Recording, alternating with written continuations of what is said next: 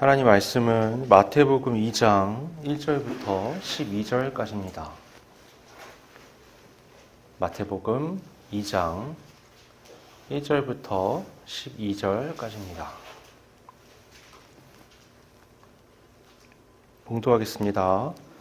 헤롯 왕 때에 예수께서 유대 베들레헴에서 나심에 동방으로부터 박사들이 예루살렘에 이르러 말하되 유대인의 왕으로 나신 이가 어디 계시냐? 우리가 동방에서 그의 별을 보고 그에게 경배하러 왔노라 하니 헤롯 왕과 온 예루살렘이 듣고 소동한지라.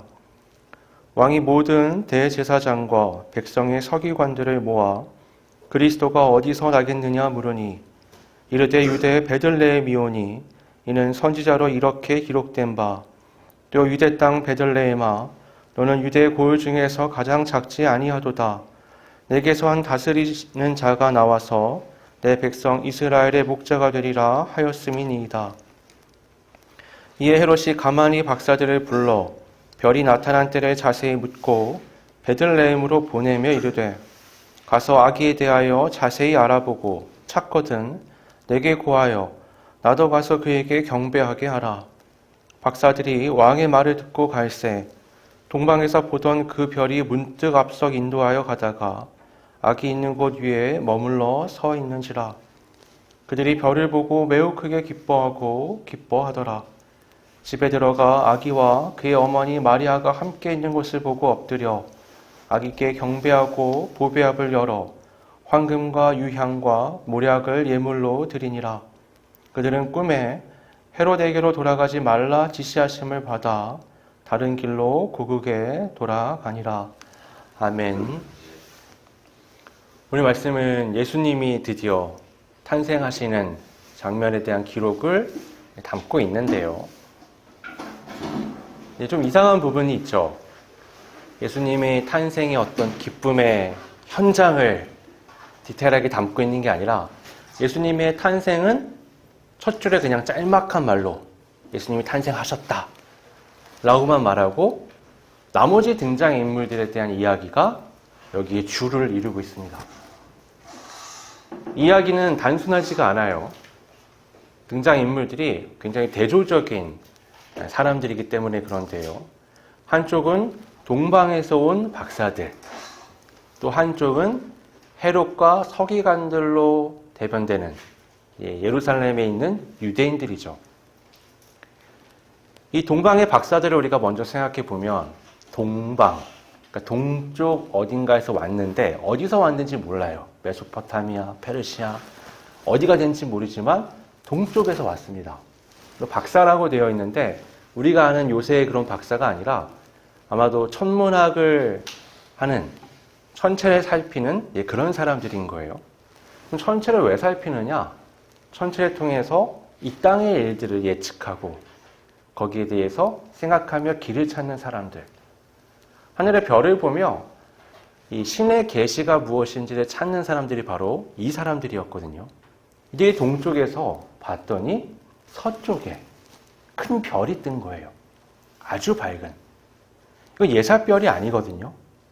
이거는 왕의 탄생을 알리는 별이었습니다. 그래서 그 별을 따라 무작정 길을 떠난 거예요. 이 사람들은 천체를 관찰하기 때문에 굉장히 분명한 확신을 가지고 서쪽을 향했던 겁니다. 그래서 예물들도 미리 준비를 한 상태에서 떠났던 거죠. 그들이 보니 그 별은 바로 예루살렘 위에 떠 있는 거예요. 이스라엘 위에 떠 있는 거죠. 그래서 예루살렘으로 옵니다. 예루살렘이 그 땅의 수도고 거기에 왕궁이 있으니까. 왕이 태어나면 어디서 태어나겠어요? 왕궁에서 태어나겠죠. 그래서 일단 헤롯 왕에 간 겁니다. 등남하셨나요? 후손이 태어나셨나요? 안 태어났거든요. 깜짝 놀란 거죠. 우리가 분명히 별을 보고 왔고 대왕이 태어나는 걸 우리가 예상하며 왔는데 어디 계십니까? 발칵 뒤집어진 겁니다. 그래서 헤롯이 서기관들을 불러서 이제 물어봐요. 도대체 그리스도가 나시면 어디서 나시겠냐? 구약의 성경들을 다 찾으면서 예언을 발견합니다. 아, 베들레헴일 겁니다. 그래서 이 동방의 박사들에게 이 지역을 특정해줘요. 베들레헴으로 가봐라. 거기서 찾아봐라. 그렇게 해서 동방의 박사들은 베들레헴을 향하죠. 또 다른 사람들인 이 헤롯과 서기관으로 대변되는 이 지역에 사는 유대인들, 그들은 그들의 왕의 태어남의 소식을 이방인들에게 들은 거예요. 그들은 사실 우리가 앞에 계보에서도 봤지만 아브라함, 다윗, 바벨론 포로 때로 이어지는 메시아 탄생의 약속을 가지고 기다리던 사람들, 특히나 이 바벨론 포로 때부터 14대로 이어지는 이 어둠의 터널의 기간 안에서는 그리스도의 탄생을 정말 간절하게 기다리던 사람들이었어요. 현 시점에서는 200년 정도 선지자가 등장하지 않아서 정말 어둠이 가장 짙은 시점이라고 말할 수 있습니다. 여러분, 아침 해가 뜨려면 어둠이 짙어야 돼요. 그런 상황이라고 말할 수 있는데 엄청나게 놀라운 이 소식을 이 안에서 들린 게 아니라 밖에서부터 온 사람들에게 들은 거예요. 여러분, 너무 어둡다 보면 빛을 기다린다는 사실조차 망각해버리게 됩니다. 지금의 이스라엘의 상황은 메시아를 간절히 기다리는 게 너무나 만연해 있는 분위기지만 동시에 메시아 오심에 대해서 예민하게 반응할 수 없는 바로 그런 사람들이에요. 마치 성경에서 예수님이 비유하신 10처녀 중에 5처녀, 신랑을 기다리고 있지만 등불을 준비하지 못한, 기름이 없어서 신랑을 마주하러 가지 못하는 바로 그런 사람들과 같은 상황입니다. 메시아 탄생의 소식을 이 동방의 박사들에게 들었을 때 이 헤롯과 서기관들은 베들레헴이라고 잘 안내를 해주는 것 같았지만 이후에 이어지는 말씀들을 우리가 다음 주에 살펴보게 될 텐데 사실은 목적이 굉장히 달랐죠. 그들은 메시아 탄생을 달갑게 여기지 않았어요. 이 현재의 권력에 모든 것이 집중되어 있었기 때문에 메시아고 뭐고 역사고 뭐고 구원이고 뭐고 상관하지 않는 겁니다.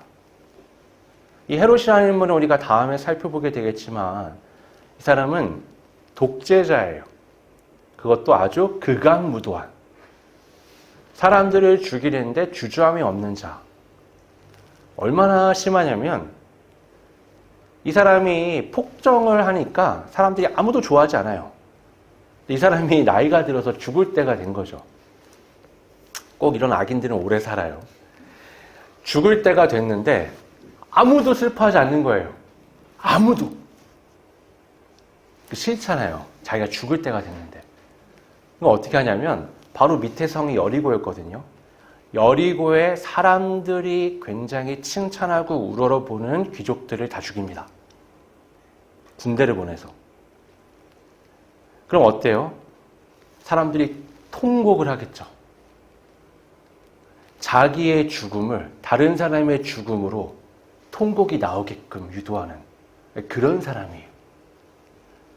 자기의 권력이 위협을 받는다? 서슴없이 아내도 죽이고 자식도 죽이는 그런 사람입니다.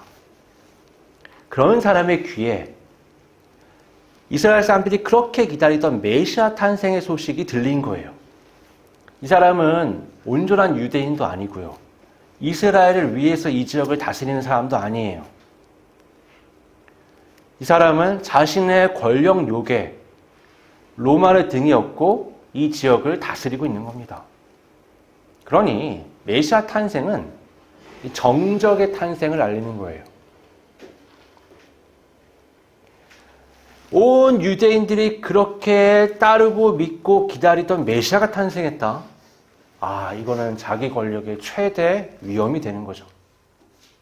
그러니까 어릴 때 태어났을 때 제거해야 되는 거예요. 같은 메시아 탄생의 소식인데 굉장히 다르죠. 그러면 이 왕궁에 있던 서기관들은 대체 뭐 하는 사람들인가? 왕은 그렇다고 쳐요.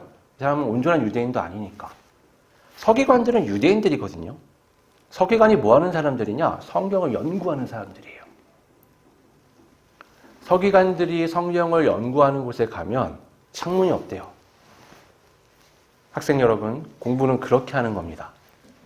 창문이 없는 방에 들어가서 낮인지 밤인지 모르는 상태로 모든 걸 차단하고 공부하는 거예요.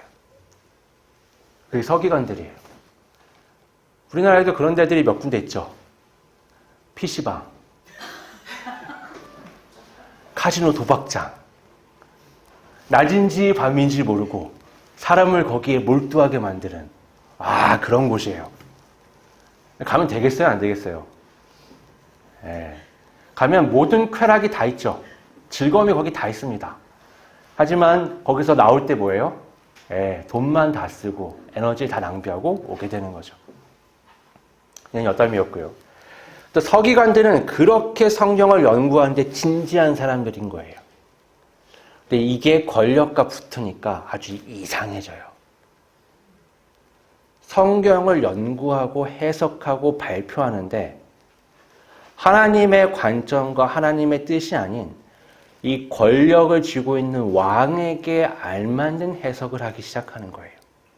왕이 필요로 하는 것, 왕이 원하는 방식으로 이것들을 하는 거죠. 이 정말 이상한 장면이에요. 이 메시아 탄생의 현상에서 온전한 신앙을 가지고 이곳에 온 건 유대인들이 아니에요.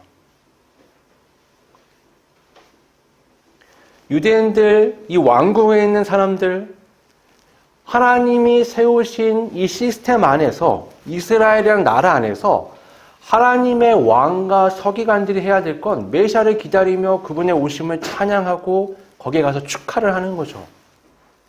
근데 축하를 하러 온 사람들은 이방인들이에요. 이스라엘 사람들도 그럴 때가 있었어요. 하늘의 별을 보며 하나님의 뜻을 바라보며 믿음으로 걸음을 걸어가던 때가 있었습니다. 그들의 조상 아브라함이 그랬죠. 동방 박사들처럼 저 동방의 메소포타미아 지역에서 출발해서 그 아버지 때부터 이동을 시작하고 그는 하나님의 부르심을 받아 메시아가 탄생하는 이 땅으로 왔어요. 바라본 건 뭐예요? 하나님의 말씀 하나. 그걸 믿음으로 붙들고 이곳에 온 겁니다. 자신들의 선조들인 애굽의 노예였던 이스라엘 백성들도 하나님의 구름 기둥과 불 기둥을 바라보며 믿음으로 광야를 통과해 왔어요. 물론 우여곡절이 많았지만 이 세대는 온전한 믿음으로 가나안 땅에 들어왔습니다. 그들에겐 대단한 군대도 없었고요. 국가로서의 무언가 갖춰지지도 않았고요. 그들이 앞으로 나아가는데 많은 악조건들이 있었지만 그럼에도 믿음으로 하나님의 말씀을 의지해서 온전히 나아갔습니다. 그들도 그런 하나님 앞에 꿈을 향해 낭만을 쫓아 믿음으로 나아가던 때가 있었어요. 도대체 왜 그들은 이런 괴물들이 됐느냐?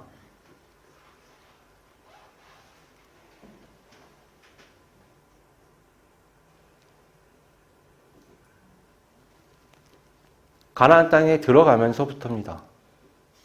가나안 땅에 들어갔을 때 그들에게 주어진 과업은 그곳에 있는 모든 불순물을 몰아내는 거였어요.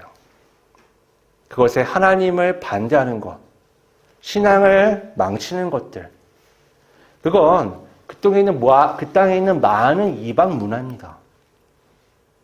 그들의 정치, 그들의 문화, 그들의 삶, 그들의 생활 양식, 이런 것들은 본받으면 안 되는 것들이었어요. 그러나 그들은 몰아내지 못했고요. 그들과 함께 살며 많은 악영향을 받게 됩니다. 사사기를 통과해서 왕정이 들어서게 된 그 과정들이 그걸 담고 있죠. 사사기는 그렇잖아요. 사사들이 세워지는 과정들이 뭐예요? 하나도 긍정적이지가 않아요. 이스라엘이 우상 숭배하고 하나님께 심판을 받고 회개했을 때 사사들이 일어나서 하나님의 도구로 사용됐던 그 이방인들의 억압을 벗어내는 겁니다. 하나님 앞에 다시 돌아왔다가 다시 또 우상 숭배를 하고, 이게 반복됨의 역사가 흘러가는 거예요. 왜 다윗 왕이 그렇게 모든 왕의 기준이 되느냐? 다윗 왕만 하나님 앞에 그래도 온전히 서 있을 수 있었어요. 성경을 보면 왕정의 시스템 자체가 성경이 그렇게 긍정적으로 보지 않아요. 열왕기서가 언제 작성되냐면 바벨론 포로 때예요. 바벨론 포로로 끌려가서 감옥에 갇혀 있다 보니까 그런 생각이 드는 거예요. 우리가 왜 여기까지 왔지? 우린 약속의 땅에 있었는데, 하나님이 다윗의 왕위가 영원할 거라고 말씀하셨는데, 다윗의 왕조도 끊기고 성전도 파괴되고, 우린 대체 왜 여기 오게 됐는가? 우리의 삶을, 우리의 역사를 되돌아보자. 기준이 있어야겠다. 기준은 무엇인가? 하나님이 세우신 건전한 왕의 기준. 그게 누구냐면 다윗이었어요. 다윗의 기준으로 모든 걸 보는 거죠. 다윗이 하나님 마음에 합한 자라는 것도 그런 맥락에서 나온 겁니다. 하지만 다윗도 왕이 되기 이전에 하나님 마음에 합한 자예요. 왕이 된 이후에도 하나님의 마음에 합한 자의 삶을 살긴 했죠. 하지만 밧세바 사건을 기점으로 해서 인생이 몰락을 합니다.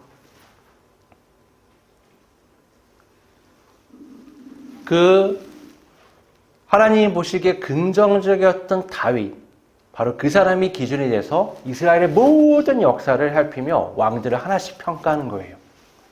우리는 그렇게 평가하죠. 이 왕이 다스릴 때 이 왕의 치세 아래에서 국력이 얼마나 뛰어났는가, 경제가 어땠는가, 문화가 어땠는가, 이런 걸 쫙 봐요. 성경에 보면 오므리 아합 왕조라고 있어요. 아버지가 오므리고 아들이 아합인데, 아합은 잘 아시죠? 아합이 얼마나 악한 왕이에요. 이세벨과 함께. 근데 오므리는 잘 모른단 말이에요. 아합의 아버지가 오므리인데, 오므리 아합 때가 뭐냐면 솔로몬 이후로 이스라엘이 가장 강력한 국가를 건설했을 때, 그 지역에서 강대국이었을 때가 오므리 아합 왕조예요. 성경엔 그런 얘기 없죠.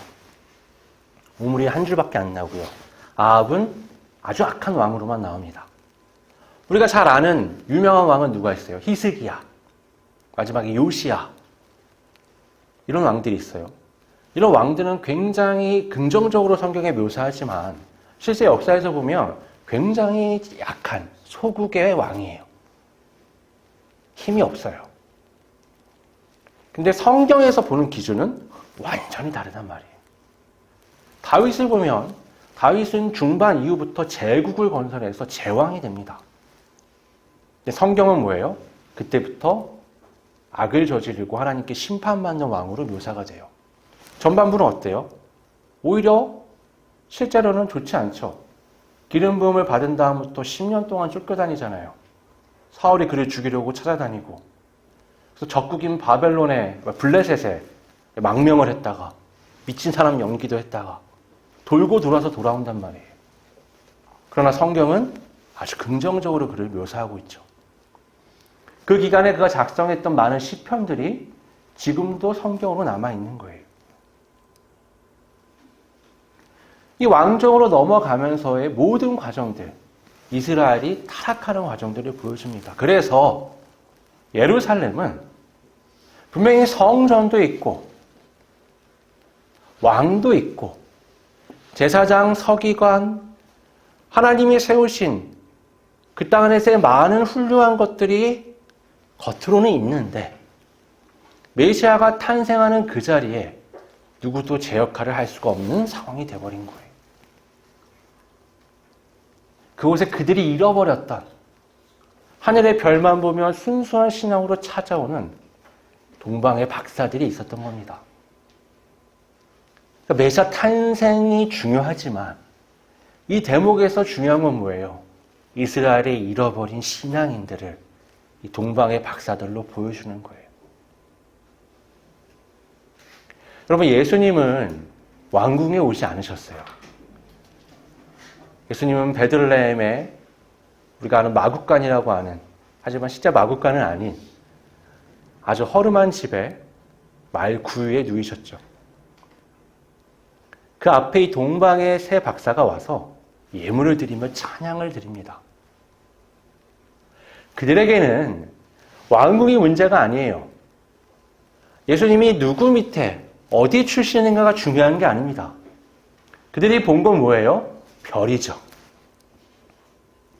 신기하게도 그들이 밝게 빛나는 별을 보고 예루살렘에 왔을 때 그들은 이 베들레헴으로 가라는 소식을 들었고요. 베들레헴에 도착했을 때 그 별이 갑자기 어느 한 집 위에서 밝게 빛나며 머무는 걸 보게 돼요.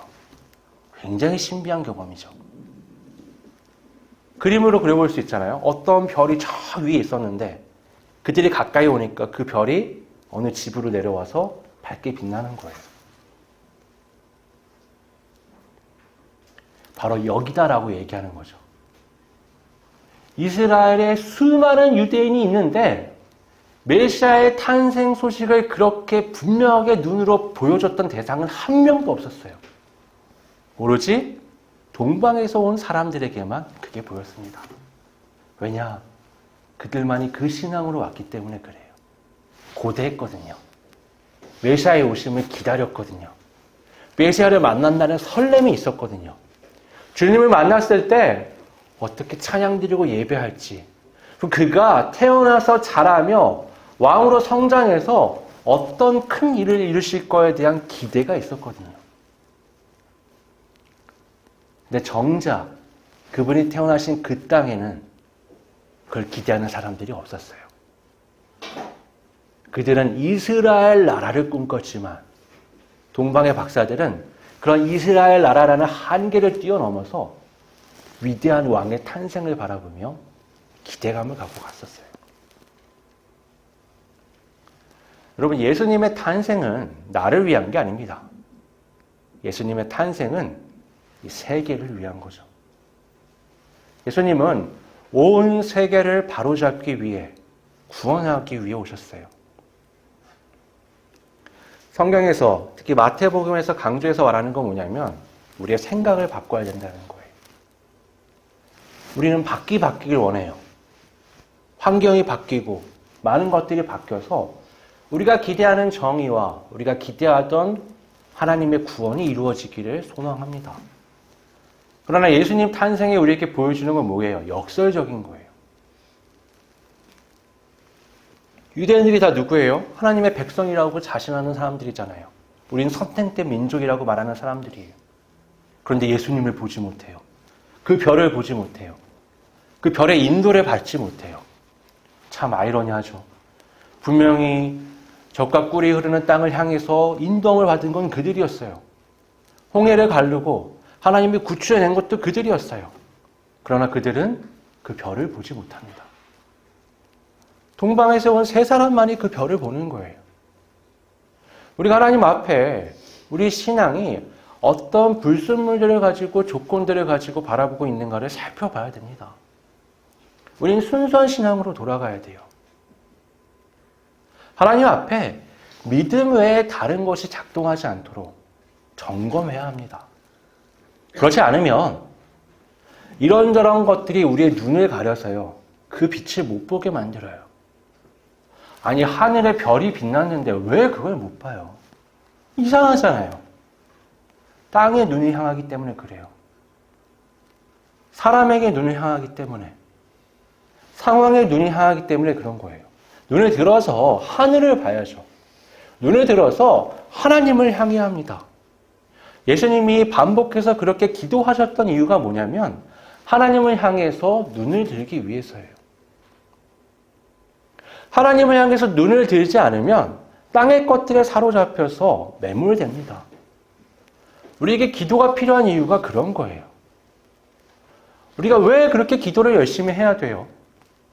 기도를 하지 않으면 어떻게 하나님께 우리의 마음을 맞출 거예요? 어떻게 우리의 생각을 맞출 거예요? 하나님의 말씀을 듣고 하나님의 말씀을 묵상하며 기도해야 합니다. 예수님의 오심을 묵상하며 기도해야 돼요. 기도하는 게 바로 하늘을 바라보고 별을 바라보는 겁니다. 예수님의 탄생의 자리는 놀라운 자리였지만 그 자리에는 3명밖에 갈 수 없었어요. 그거는 언제나 똑같이 적용됩니다. 여러분, 모든 시대에 예수님을 믿는다, 나는 기독교인이다라고 말하는 사람들은 정말 많았습니다. 하지만 성경이 말하잖아요. 청함을 받은 사람은 많은데 택함을 받은 자는 적어요. 하늘의 별이 그렇게 많이 빛나는데 왜 청함을 받은 자들이 없겠어요? 그러나 택함을 받은 자들은 아주 적은 겁니다. 늘 그래 왔고요. 지금도 그렇고요. 앞으로도 그럴 겁니다. 여러분, 청함을 받는 자들 속에서 택함을 받는 자가 되어야 됩니다. 주님 앞에 믿음으로, 온전히 믿음으로 그 별을 향해 쫓아나아가는 우리 모두가 되기를 바랍니다. 기도하겠습니다.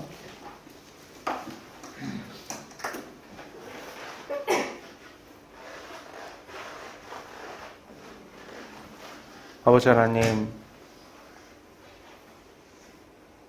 하늘의 별이 그렇게 밝게 빛나는데, 주의 말씀이 그렇게 밝게 보여졌는데, 십자가의 예수님의 죽으심과 부활, 그 의미가 우리 앞에 그렇게 분명하게 있는데,